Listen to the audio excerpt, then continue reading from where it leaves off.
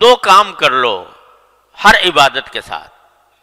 ایک اس عبادت کی توفیق پر اللہ کا شکر، اور اپنی تقصیر پر، اپنی کوتاہی پر استغفار.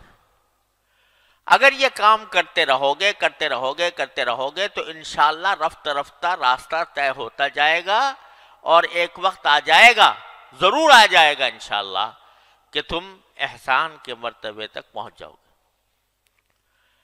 ہوتا کیا ہے کہ غفلت کے ساتھ پڑھی، غفلت کے ساتھ اٹھ کے چلے گئے. ارے بھائی نماز کے بعد ذرا سا ایک اس نماز کے اوپر نگاہ بازگشت ڈال لو، یعنی اس کا ذرا تصور کرو کہ میں نے یہ 4 رکعتیں پڑھی تو کس طرح پڑھی، اور اس کے اوپر نگاہ بازگشت ڈالتے ہوئے پہلے اللہ جل جلالہ کا شکر ادا کر لو، اور شکر ادا کر لو کہ اللہ آپ کے نے جس طرح بھی توفیق دی، آنے کی توفیق دے دی، اپنے بارگاہ میں حاضری کی توفیق دے دی، اے اللہ میں اس پر شکر ادا کرتا ہوں. اور اے اللہ میں آنے کے بعد آپ کے دربار کا جو حق تھا وہ تو کہاں ادا ہوتا، جو کم سے کم مطالبہ ہونا چاہیے تھا وہ بھی مجھ سے پورا نہ ہو سکا.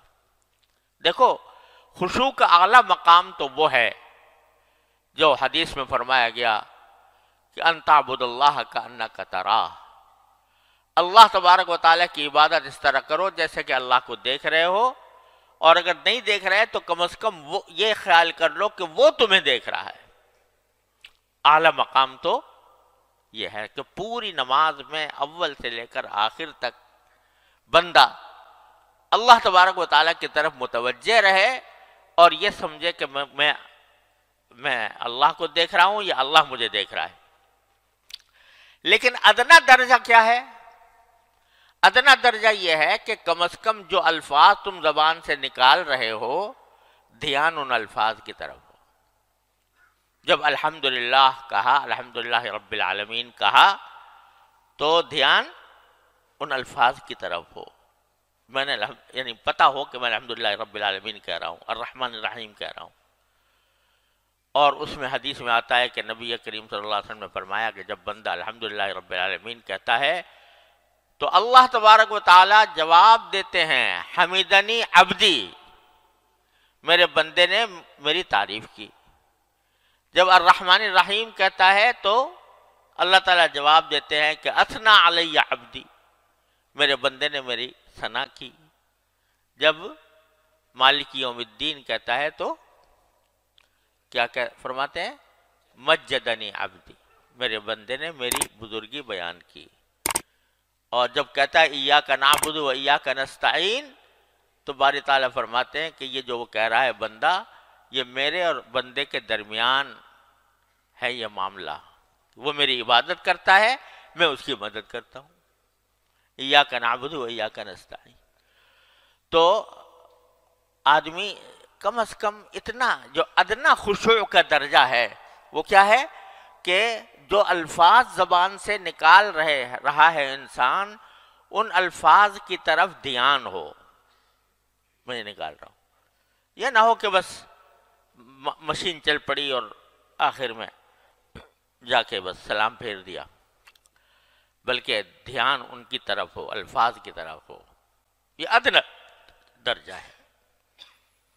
اور جہاں ذہن بھٹک جائے، خیالات آنے لگیں، پھر دوبارہ انہی الفاظ کی طرف آ جائے. یہ ادنا درجہ ہے خشوع کا. اس کی کوشش تو بندے کو ہمیشہ کرتے ہی رہنا چاہیے، ساری زندگی کرتا رہے. تو یہ کوشش ادنا درجہ کا خشوع ہے، یہ بھی حاصل نہیں ہوتا.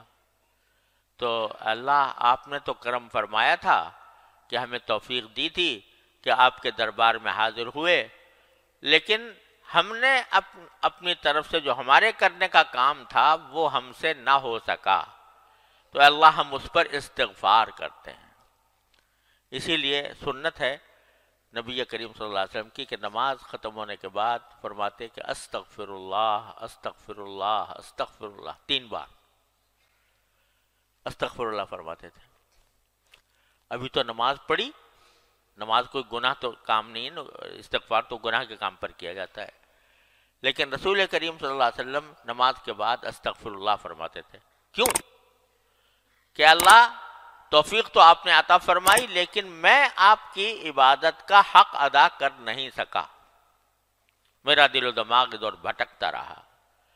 تو کیا ہوگا کہ میرے مالک کا کرم ایسا ہے کہ بندہ جب استغفار کرتا ہے، اس کی طرف رجوع کرتا ہے، اپنی عاجزی کا اعتراف کرتا ہے، اپنی بندگی کا اعتراف کرتا ہے، کہتا ہے کہ مجھ سے غلطیاں ہوئیں، مجھ سے کوتاہیاں ہوئیں، میں کسی طرح بھی حق ادا نہ کر سکا، ادنا حق بھی ادا نہ کر سکا، تو میرے مالک کا کرم ایسا ہے کہ جو کوتاہیاں ہوئی ہیں ایک طرف تو اس کو معاف فرما دیتا ہے،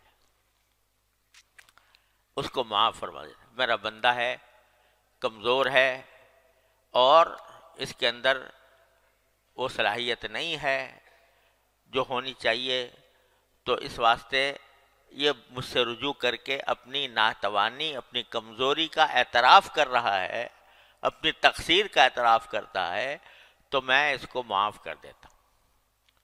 معاف کرنے کے کیا معنی ہوئے؟ کہ جو کوتاہیاں ہوئی تھیں نماز کے اندر، وہ سب ان کے اوپر خط تنسیخ پھیر دیا اللہ تبارک و تعالیٰ نے. چل تیری نماز بھی قبول کر لی، جیسی کیسی تو نے پڑھی قبول کر لی. جب تو نے ہم سے رجوع کر کے کہہ دیا کہ یا اللہ مجھ سے نماز صحیح طریقے سے پڑھی نہیں گئی، تو چل ہم نے قبول کر لی. استغفر اللہ استغفر اللہ استغفر اللہ کہ تو عرض کرنے کا منشا یہ ہے کہ اس مایوسی کو دور کرنے کا راستہ کیا ہے، اور اس سمت میں آگے بڑھنے کا راستہ کیا ہے. ایک طرف تو حمد کرے بندہ، شکر ادا کرے، دوسری طرف استغفار کرے. شکر اس کی توفیق پر، استغفار اپنی کوتاہی پر. تو میرا اللہ تبارک و تعالی شکر کے بارے میں وعدہ کیا ہے کہ لئن شکرتم لأزیدنکم، یہ وعدہ ہے کہ نہیں؟ کس کا وعدہ؟ ان اللہ لا یخلف المیعاد. تو جب تم شکر کرو گے تو اور دوں گا، یعنی تم نے اس پر شکر ادا کر لیا کہ میں نے نماز آ کر ادا کی ہے، اے اللہ آپ کی توفیق سے اس پر شکر ادا کر لیا، تو اور توفیق دوں گا، اور توفیق دوں گا. اور یہی وجہ ہے کہ جب بندہ نماز مثلاً پڑھنا شروع کیا، پہلے تو نماز سے بھاگتے تھے بچپن میں، جب اللہ تعالیٰ نے پڑھنے کی توفیق دی، پڑھتا رہا، تو کیا ہو گیا؟ اب نماز کے بغیر چین نہیں آتا. آتا ہے کسی نمازی کو نماز کا وقت آ جائے اور گزرنے لگے نماز کا وقت، چین آئے گا؟ کسی نمازی کو چین نہیں آئے گا. رسول کریم سرورد عالم صلی اللہ علیہ وسلم تشریف لے جا رہے ہیں سفر میں، تو سفر میں تشریف لے جاتے ہوئے راستے میں حضرت بلال رضی اللہ تعالیٰ عنہ سے فرماتے ہیں، جو حضور اقدس صلی اللہ علیہ وسلم کے مؤذن تھے، کیا فرماتے ہیں؟ ارحنا بالصلاۃ یا بلال، اے بلال ہمیں چین عطا کر دے، چین دے دے، راحت دے دے نماز پڑھ کر، یعنی نماز پڑھوا دے تو چین آئے. اس کے بغیر ہم بے چین ہیں، ہمارا کسی کام میں دل نہیں لگ رہا کہ کسی طرح میں نماز پڑھ لوں.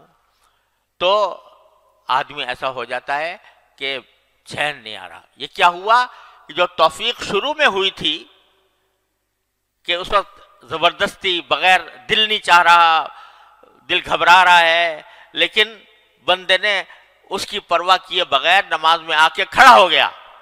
یہ توفیق جو اللہ تعالیٰ کی طرف سے ہوئی تھی، اس پر جب بندے نے شکر ادا کیا تو اس کا نتیجہ یہ ہوا کہ اس نماز کی طرف توجہ اور نماز کی فکر اور اس کا خیال یہ بڑھتا چلا گیا، یہاں تک کہ نمازی کو بغیر نماز پڑھے چین نہیں آتا.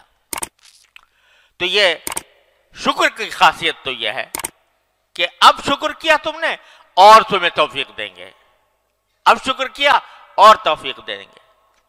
اور استغفار کا خاصہ یہ ہے کہ بندہ کتنے بڑے سے بڑے گناہ لے کر پہنچ جائے اس دربار میں، بڑے سے بڑا گناہ لے کر پہنچ جائے، اور صدق دل سے، نیک نیتی سے، عاجزی سے اور اپنی بیچارگی سے باری تعالیٰ سے کہتے استغفر اللہ ربی من کل ذنب واتوب الیہ، اے اللہ میں معافی مانگتا ہوں، جو کوتاہی ہوئی اب میں معافی مانگتا ہوں۔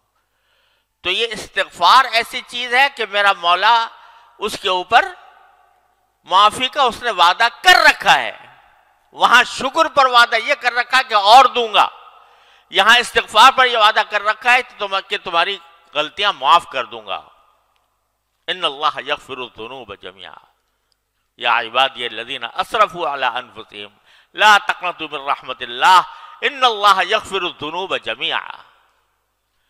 تو جو اللہ تبارک و تعالیٰ یہ وعدہ کر رہے ہیں کہ میری رحمت سے مایوس نہ ہونا،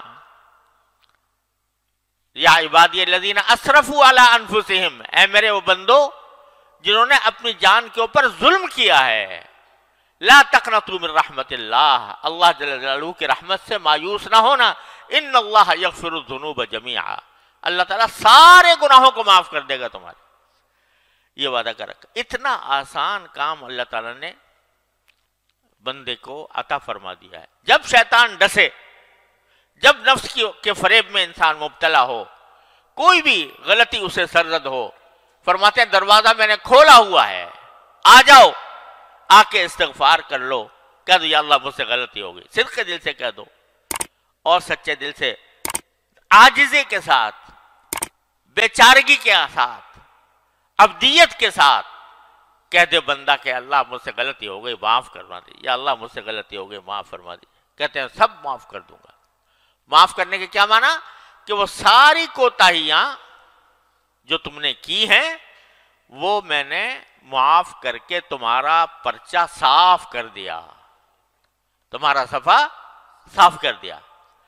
تو جو بندہ نماز کے بعد، یعنی نماز کے بعد ایسے ہی اٹھ کے نہ چلے جاؤ خدا کے لیے، نماز کے بعد تھوڑا سا بیٹھ کر، ایک تو جو تسبیحات مسنونہ ہیں وہ تو ہونی چاہیے، لیکن اس کے ساتھ تھوڑا سا نگاہ بازگشت ڈال لو نماز کے اوپر کہ اللہ میں نے نماز پڑھی، ایک تو میں آپ کا شکر ادا کرتا ہوں، توفیق دے دیا آپ نے، کم از کم ظاہری شکل نماز کی میری کروا دیا آپ نے اپنے فضل و کرم سے، وہ بھی میری بس سے باہر تھا، آپ نے اپنے فضل و کرم سے کروا دیا۔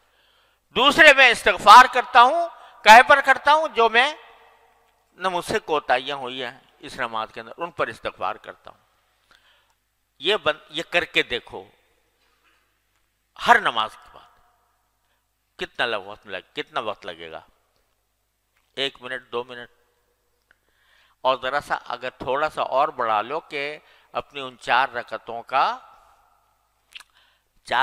کا جائزہ لے کے دیکھو، میں نے تکبیر تحریمہ ٹھیک سے ادا کی تھی، میں نے سورہ فاتحہ ٹھیک سے پڑھی تھی، میں نے رکوع صحیح طریقے سے کیا تھا، میں قیام صحیح طریقے سے کیا تھا، میں نے سجدہ صحیح طریقے سے کیا تھا، اور ساتھ میں یہ کہ میرا دھیان کہاں تھا، میرا دل کہاں تھا، دماغ کہاں تھا، اس کا ذرا سا جائزہ لے لو۔ تو بہت ساری جگہ پر تمہیں نظر آئے گا کہ یار یہ تو نماز تو پڑھی بے شک، لیکن مجھ سے نہ الفاظ کی طرف دھیان ہو سکا، نہ اللہ تعالیٰ کی طرف دھیان ہو سکا۔ تو جب یہ تصور آئے تو شرمندگی تو ہوگی، ندامت ہوگی، اس ندامت کے لیے کہہ دو استغفر اللہ استغفر اللہ استغفر اللہ، اللہ تبارک و تعالیٰ کے سامنے بار۔ تو ایک طرف حمد شکر، ایک طرف استغفار، یہ 2 چیزیں مل کر تمہاری اس نماز کو پہلی نماز سے بہتر بنا دیں گی، اور جتنا زیادہ کرو گے، روزانہ کرو گے، ہر نماز کے بعد کرو گے، تو انشاءاللہ دیکھنا کہ اللہ تبارک و تعالیٰ کی طرف سے رحمت کا معاملہ ہوگا، اور پھر آئندہ تمہارے نماز کے اندر جو خشوع ہے اس کی مقدار بھی انشاءاللہ بڑھتی چلی جائے گی، بڑھتی چلی جائے گی۔ اهدنا الصراط المستقيم ہم کو سیدھے رستے چلا